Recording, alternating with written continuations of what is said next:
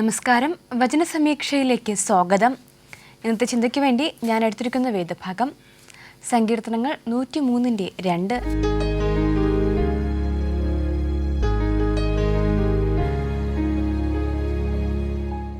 N മനമേ യഹോവയെ വാഴ്ത്തുക, അവൻ്റെ ഉപകാരങ്ങളൊന്നും മറക്കരുത്. സങ്കീർത്തനങ്ങളുടെ പുസ്തകത്തിൽ നമുക്കറിയാം, പൊതുവെ പറയുന്നത് നമ്മുടെ ദൈവത്തെ ഓർക്കുന്നതും പ്രാർത്ഥിക്കുന്നതും നമ്മുടെ ദുഃഖങ്ങളും പ്രയാസങ്ങളും ഒക്കെ ദൈവത്തോട് പറയുന്നതാണ്.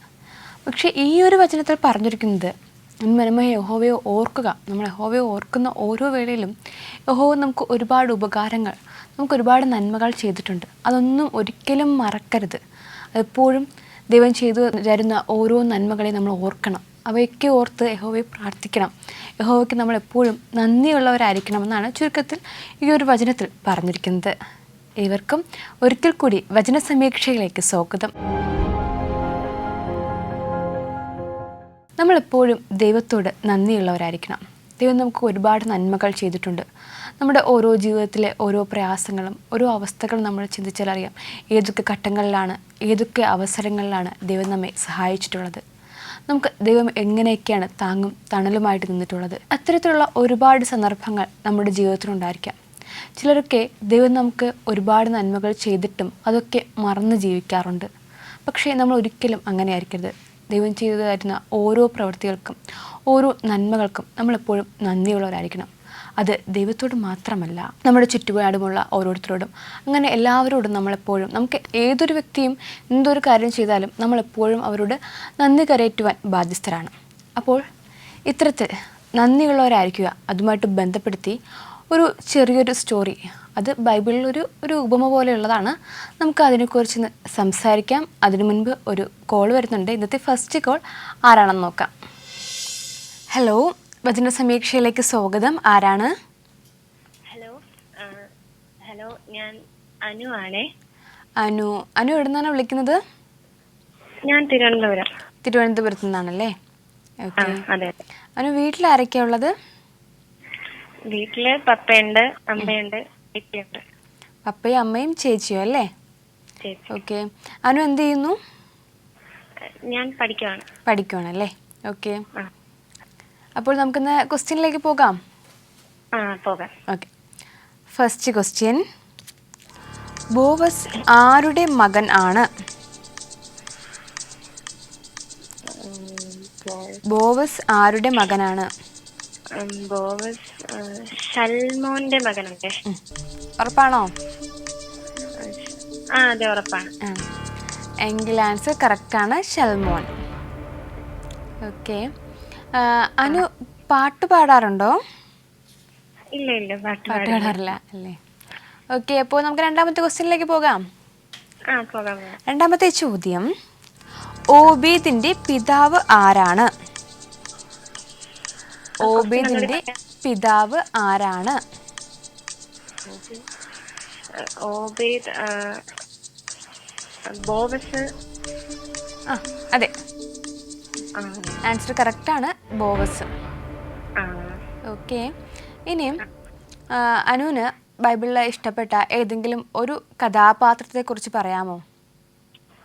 ബൈബിളില് ഇഷ്ടപ്പെട്ട ഒത്തിരി പേരെ കുറിച്ച് ബൈബിളിൽ പറയുന്നുണ്ടല്ലോ, അതില് ഏതെങ്കിലും ഒരൊറ്റ വ്യക്തിയെ കുറിച്ച് പറയാമോ? ഏറ്റവും ഇഷ്ടപ്പെട്ട ആള് ഹിസ്കിയാവാണ്. ഹിസ്കിയാവ് രാജാവാണ്. ഹിസ്കിയാവ് രാജാവിനെ എന്തുകൊണ്ടാണ് ഹിസ്കിയാവിന് ഇഷ്ടം? ഹിസ്കിയാവിന് മാത്രമാണല്ലോ ബൈബിളിന്റെ ആയുസ് നേടിക്കൊടുത്തത്. അത്രയ്ക്ക് നല്ലൊരു മനുഷ്യനായതുകൊണ്ടായിരിക്കുമല്ലോ ദൈവം ആയുസ് നേടിക്കൊടുത്തത്. അതുകൊണ്ടാണ് ഇഷ്ടം. ഓക്കെ. ആ ഒരൊറ്റ കാരണമേ ഉള്ളൂ അല്ലേ? അതാണ്. ഓക്കെ. അപ്പൊ നമുക്കിനി അടുത്ത ക്വസ്റ്റ്യനിലേക്ക് പോകാം. ഓക്കെ. ചോദ്യം, ഇശായിക്ക് എത്ര പുത്രന്മാർ ഉണ്ടായിരുന്നു? ഇശായിക്ക് എത്ര പുത്രന്മാർ ഉണ്ടായിരുന്നു? എത്ര പുത്രന്മാരാണ്? ഇശായിക്ക് 8 മക്കളുണ്ടായിരുന്നു. 8 ആണോ? 8 ആണ്. എങ്കിൽ ആൻസർ കറക്റ്റ് ആണ്, 8 പുത്രന്മാർ. ഓക്കെ. ഓക്കെ. ഇനി ബൈബിളിൽ യേശുക്രിസ്തു ഒരുപാട് അത്ഭുത പ്രവർത്തികൾ ചെയ്തതിനെക്കുറിച്ച് പറഞ്ഞിട്ടുണ്ട്. അതെ. അപ്പോൾ അനുവിന് ഇഷ്ടപ്പെട്ട ഏതെങ്കിലും ഒരു അത്ഭുത പ്രവൃത്തിയെക്കുറിച്ച് പറയാമോ? ആ, അത്ഭുത പ്രവൃത്തി കാനാവിലെ കല്യാണത്തിന് വെള്ളത്തിനാക്കി പച്ചവെള്ളത്തെ വീഞ്ഞാക്കിയതാണല്ലേ. വെള്ളത്തിൽ നമ്മുടെ യേശുക്രിസ്തുവിൻ്റെ ആദ്യത്തെ അത്ഭുതവും വളരെയധികം നല്ലൊരു സ്വീറ്റ് ആയിട്ടുള്ളൊരു അത്ഭുത പ്രവൃത്തിയാണ്. അത് അനുവിന് ഒത്തിരി ഇഷ്ടപ്പെടാനുള്ള കാര്യം എന്താ? അത് ഇഷ്ടപ്പെടാനുള്ള കാരണം ഉം. പച്ചവെള്ളത്തിനല്ലേ വീഞ്ഞാക്കിയത്. ഉം. അതെ, അതാണ് ഇഷ്ടപ്പെടാനുള്ള കാരണം. പ്രധാന കാരണം അല്ലേ. ഓക്കെ, അതുപോലെ തന്നെയാണ് ഒരു വിവാഹം നടക്കുന്ന ഒരു വീടാണ്. അപ്പോൾ അവർക്കൊക്കെ യേശുക്രിസ്തു മുഖാന്തരം ഒരു ഹെൽപ്ഫുള്ളും കൂടെ ഒരു ഹെൽപ്പാണ് അവിടെ ഉണ്ടായിട്ടുള്ളത്. കാരണം പെട്ടെന്നൊരു വീട്ടിൽ വിവാഹം നടക്കുന്നൊരു വീട്ടിൽ പെട്ടെന്ന് ആഹാരം തീർന്നു പോയാൽ ഉണ്ടാകുന്ന പ്രശ്നങ്ങളും ആ കുടുംബക്കാർക്ക് എത്രത്തോളം അവർക്ക് എന്ത് ചെയ്യണമെന്നറിയാതെ അവർ ബുദ്ധിമുട്ടി നിൽക്കുന്ന ഒരു അവസരമാണ്. അപ്പോൾ അവർക്ക് വളരെയധികം ഒരു സഹായം കൂടിയാണല്ലേ. അതെ അതെ അതെ. ഓക്കെ, ഇനി നമുക്ക് അവസാന ക്വസ്റ്റ്യനിലേക്ക് പോകാം. പോകാം. അവസാന ചോദ്യം, ഇശായിയുടെ പുത്രിമാർ ആരെല്ലാമാണ്? എന്തോ ക്വസ്റ്റ്യൻ കേട്ടില്ല. ഇശായിയുടെ പുത്രിമാർ ആരെല്ലാമാണ്? ഇശായിയുടെ പുത്രിമാർ.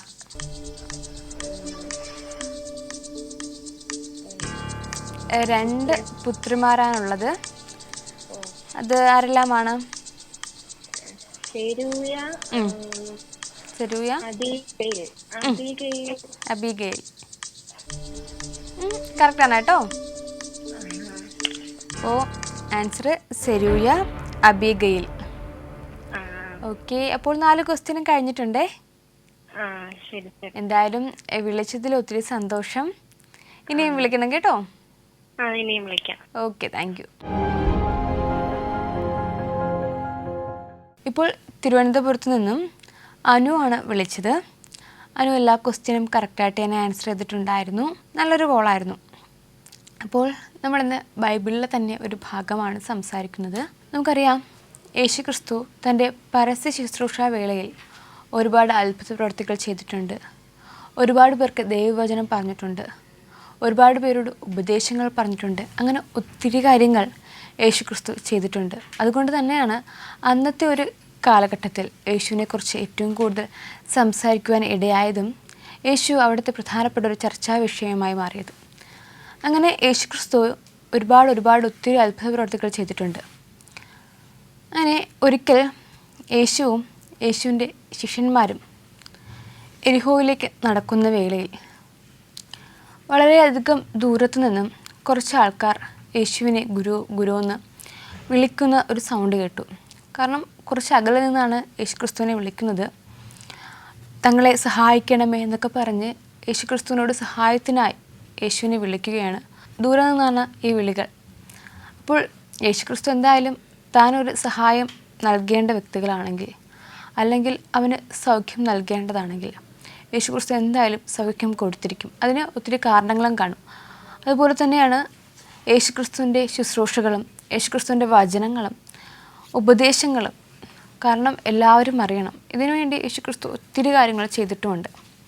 അതുകൊണ്ട് തന്നെ യേശുക്രിസ്തുവിനെ കുറച്ച് ആൾക്കാർ ചേർന്ന് വിളിച്ചപ്പോൾ ആരാണെന്ന് അറിയാൻ വേണ്ടി യേശു അങ്ങോട്ട് പോകുന്നുണ്ട്. ഞങ്ങളെ രക്ഷിക്കണമേ എന്ന് പറഞ്ഞ് ഒരു കൂട്ടം ആൾക്കാരാണ് യേശുവിൻ്റെ അടുക്കിലേക്ക് വരുന്നത്.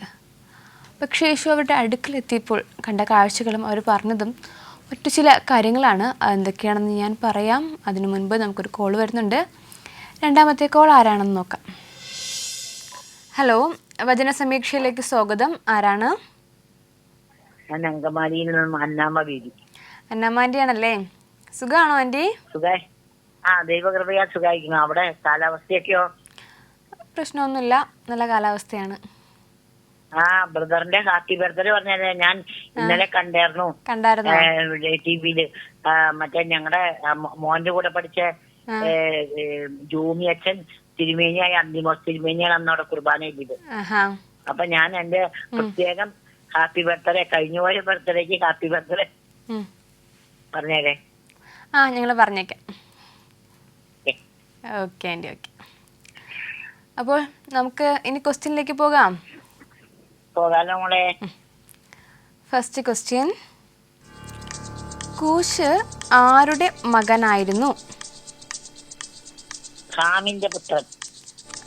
അതെ, ആൻസർ കറക്റ്റാണ്, ഹാമിൻ്റെ. ഓക്കെ, ആൻറ്റി ഇന്നൊരു പാട്ട് പാടുന്നുണ്ടോ? പാട്ട് പണി രണ്ടുപേര് പാടാം. ആകെ എങ്ങനെയൊക്കെയല്ലേ, ദൈവം ഒരു അവസരം തന്നെ, അത് കളയണ്ട. പാടിക്കോളൂ. ഇത്രത്തോളം യഹോവ സഹായിച്ചു, ഇത്രത്തോളം ദൈവം എന്നെ ഉയർത്തി, ഒന്നുമില്ലായ്കയിൽ നിന്നെന്നെ ഉയർത്തി, ഇത്രത്തോളം യഹോവ സഹായിച്ചു. ആഗറിനെ പോലെ ഞാൻ കരഞ്ഞപ്പോൾ, യാക്കോബിനെ പോലെ ഞാൻ അലഞ്ഞപ്പോൾ, മരുഭൂമിയിലെനിക്ക് ജീവജലം തന്ന്, ഇത്രത്തോളം യഹോവ സഹായിച്ചു, ഇത്രത്തോളം യഹോവ സഹായിച്ചു, ഇത്രത്തോളം ദൈവം എന്നെ ഉയർത്തി. ഹലോ, നന്നായിരുന്നു കേട്ടോ. Thank you. ഓക്കെ, അടുത്ത ക്വസ്റ്റ്യനിലേക്ക് പോകാം. ചോദ്യം ഇതാണ്, ആരുടെ കാലത്തായിരുന്നു ഭൂമി വിഭാഗിക്കപ്പെട്ടത്? ആരുടെ കാലത്തായിരുന്നു ഭൂമി വിഭാഗിക്കപ്പെട്ടത്?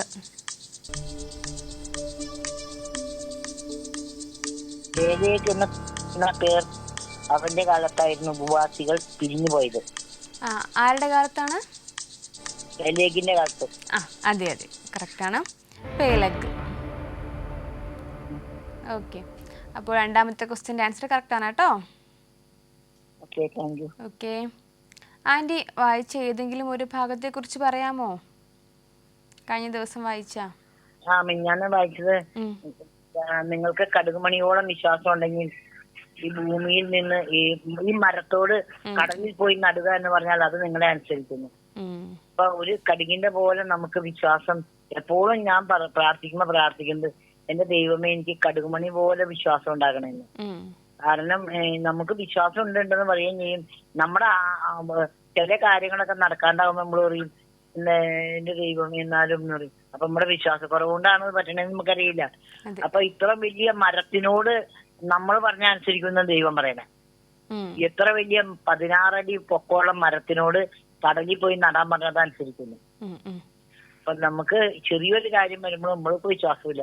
ഞാൻ അപ്പൊ തന്നെ മുട്ടൂരി പ്രാർത്ഥിക്കണം, എന്റെ ദൈവമേ എനിക്ക് ഈ പറയുന്നത് ഒക്കെ കേൾക്കുമ്പോ വിശ്വാസമുണ്ട്, അത് കഴിയുമ്പോ എന്റെ വിശ്വാസം കൂടെ ചോർന്നു പോണേ. അതുപോലെയല്ലേ എല്ലാവർക്കും. അതെ,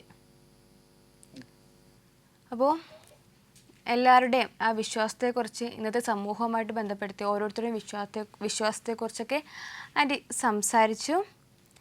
നമുക്കിനി അടുത്ത ക്വസ്റ്റ്യനിലേക്ക് പോകാം. ചോദ്യം ഇതാണ്, അബ്രഹാമിന്റെ പുത്രന്മാർ ആരെല്ലാമാണ്? അബ്രഹാമിന്റെ പുത്രന്മാർ ഇസ്മായേലും ഇസ്ഹാക്കും. അതെ അതെ, കറക്റ്റാണ്, ഇസ്ഹാക്ക് ഇസ്മായേൽ, കറക്റ്റാണ് കേട്ടോ. ഓക്കെ, ഇനി ബൈബിളിലെ ഏതെങ്കിലും ഒരു കഥാപാത്രത്തെ കുറിച്ച് പറയാമോ?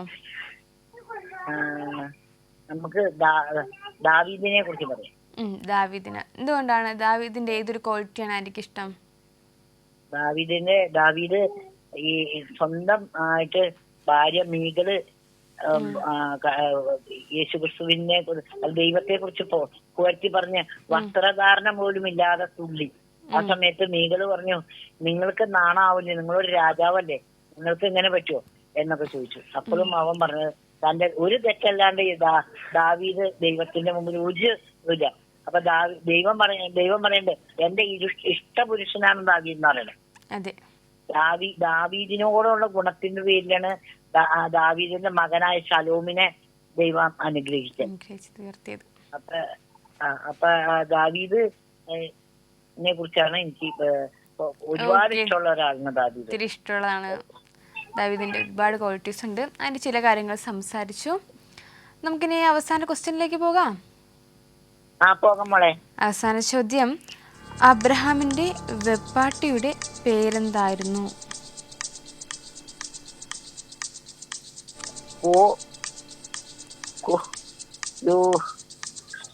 വളരെ ഒരു ചെറിയൊരു പേരാണ്. ആ അറിയാമോ? കുതൂര. കുതൂരയാണോ? അതെ അതെ. കോയാണോ കെ ആണോ? ആ കേദൂര. അതെ, കെതൂറ. Okay, okay. ആൻസർ കറക്റ്റ് ആണ് കേട്ടോ. ഓക്കെ ആൻറ്റി, ഇപ്പോൾ സന്തോഷം. ഓക്കെ ആൻറ്റി, 4 ക്വസ്റ്റ്യൻ കഴിഞ്ഞിട്ടുണ്ടേ. ഓക്കെ, എല്ലാവരുടെ അടുത്തും ആൻറ്റിയുടെ അന്വേഷണം പറയാം കേട്ടോ.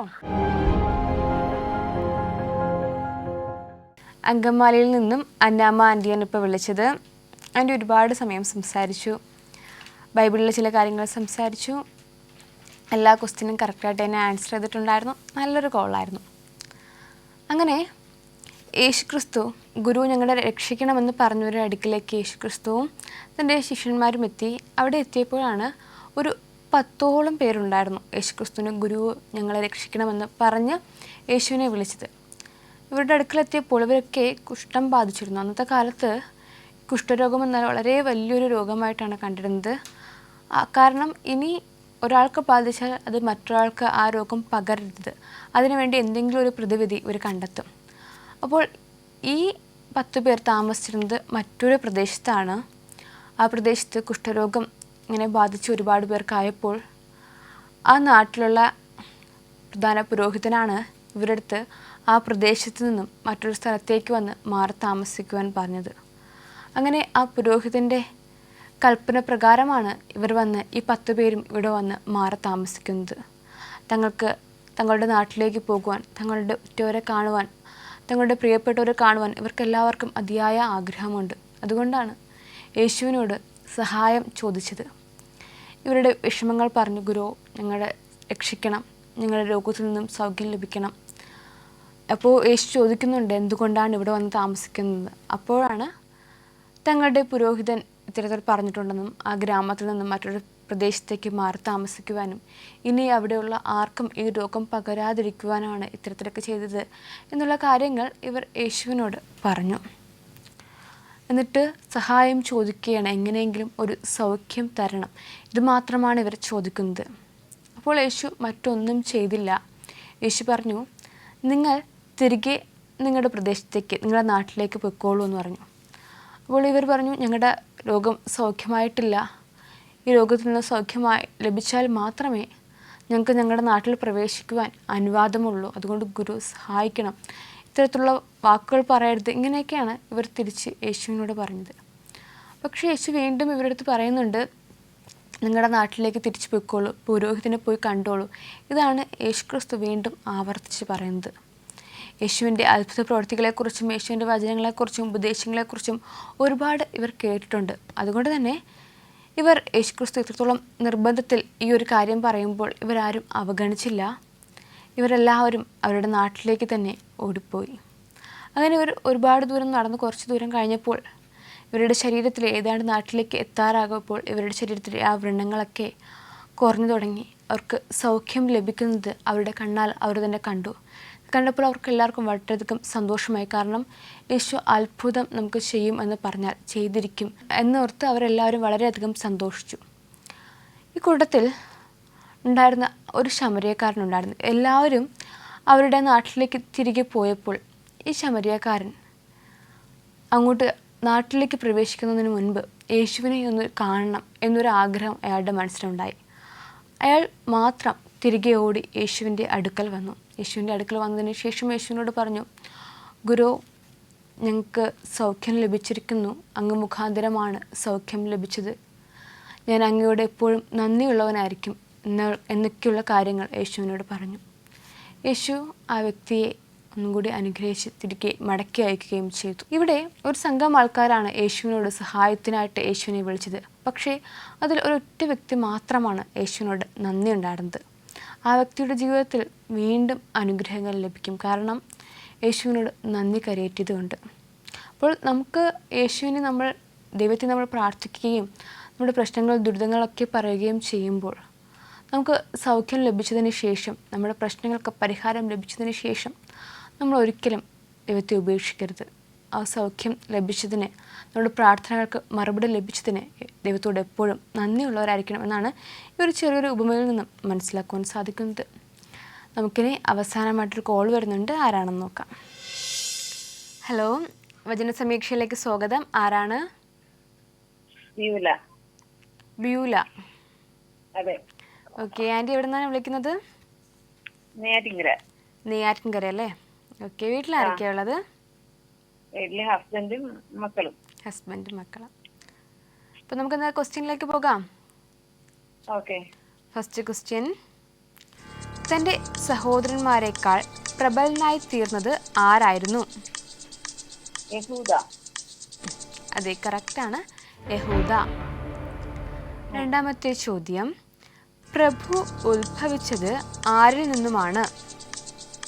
യഹൂദ. അതും കറക്റ്റാണ് ആൻസർ, യഹൂദ.